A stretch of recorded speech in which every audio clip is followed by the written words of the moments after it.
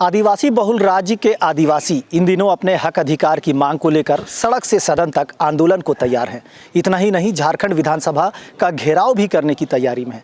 दरअसल झारखंड में स्थानीय नियोजन नीति की बात चल रही है और इस बीच 60-40 नए चालतों के नारे के साथ छात्र जो है आंदोलन पर है।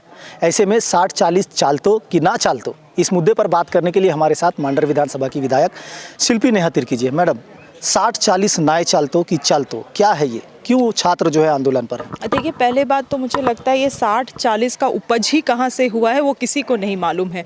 और मुझे कहीं कहीं ऐसा लगता है कि भाजपा इसको एक तूल दे रहा है और युवाओं को दिग्भ्रमित करने का कोशिश भी कर रहा है, क्योंकि कोई अगर भाजपा भी 60-40 बोल रहा है तो कोई तो उनके पास प्रमाण होना चाहिए इस तरह से बातें करने के लिए। तो ऐसा कोई प्रमाण है नहीं उनके पास, सरकारी संकल्प पत्र भी उनके पास नहीं है।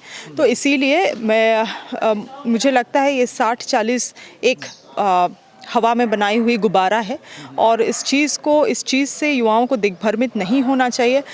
माननीय मुख्यमंत्री ने ये सभी लोगों को विश्वास दिया है कि सदन में भी और सड़क से भी कि इस बार नियुक्ति का वर्ष रहेगा, मगर कुछ चीज़ें हैं जिसको प्रशासनिक रूप से, संवैधानिक रूप से भी बांधना ज़रूरी है, ताकि आने वाले समय में फिर से वर्ष तो 2021 को ही कहा गया था। 2021 को कहा गया था, मगर आप देख रहे हैं कि किस तरह से पहली बात तो 2019 के बाद एक कोरोना काल बना, उसके बाद भी लगातार नियुक्ति चैलेंज होने लगा।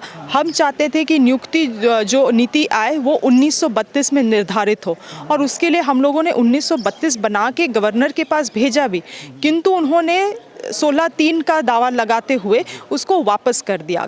अब आप बताइए, तमिलनाडु में भी ऐसा सिचुएशन बना है, साथ ही साथ पहले तमिलनाडु में ऐसा सिचुएशन बना है और साथ ही साथ भाजपा के इतने सारे सांसद हैं जो झारखंड से हैं, उनका भी तो उत्तरदायित्व बनता था कि झारखंड के लोगों का, झारखंड का जो ये है भावना है, जन भावना है, उसको लेके ऊपर पार्लियामेंट तक एटलीस्ट। झारखंड के युवा जो छात्र हैं ये जानना चाहते हैं कि 60 और 40 में 60 कौन है और 40 कौन है?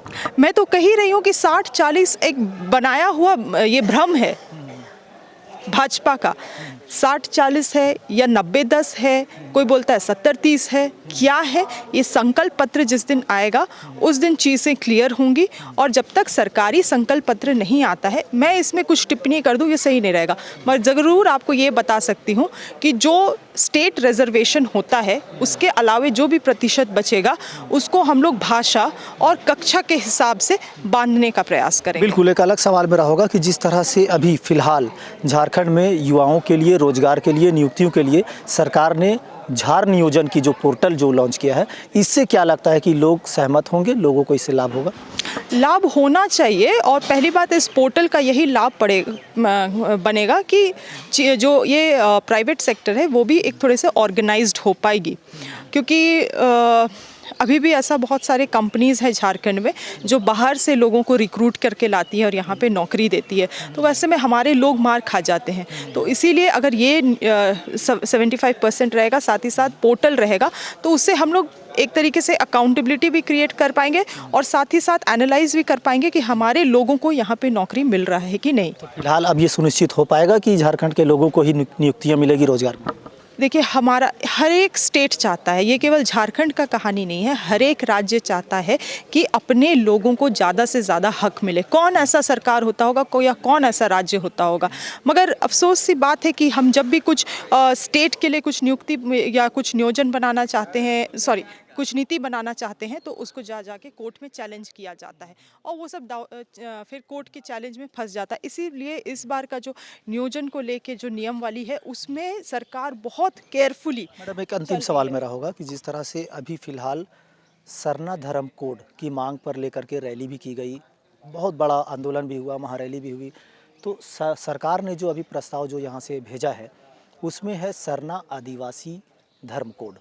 तो यहाँ के लोगों का कहना है सरना धर्म कोड, तो ये आदिवासी और सरना दोनों मिला करके क्या है? आप चूँकि आप भी एक आदिवासी नेत्री हैं, तो ऐसे में आप कैसे देखती हैं इसे? देखिए, धर्म का जो कोड है वो पार्लियामेंट के पाले में आता है, तो अगर ऐसा कुछ बात है, जैसे कोई भी अगर डिमांड जाता है किसी राज्य से या किसी पर्टिकुलर कम्युनिटी से, तो एक एटलीस्ट पार्लियामेंट में एक कमेटी बनाया जाए, इसमें प्रॉपर रिसर्च किया जाए पॉसिबल है नहीं पॉसिबल है, अगर पॉसिबल है तो क्या पॉसिबल है, नहीं पॉसिबल है तो क्यों पॉसिबल नहीं है।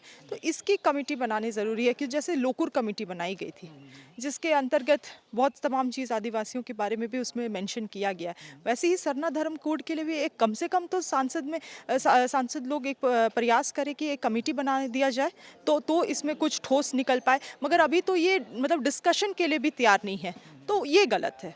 बहरहाल तो ये थी हमारे साथ मांडर विधानसभा की विधायक नेहा शिल्पी तिर्की।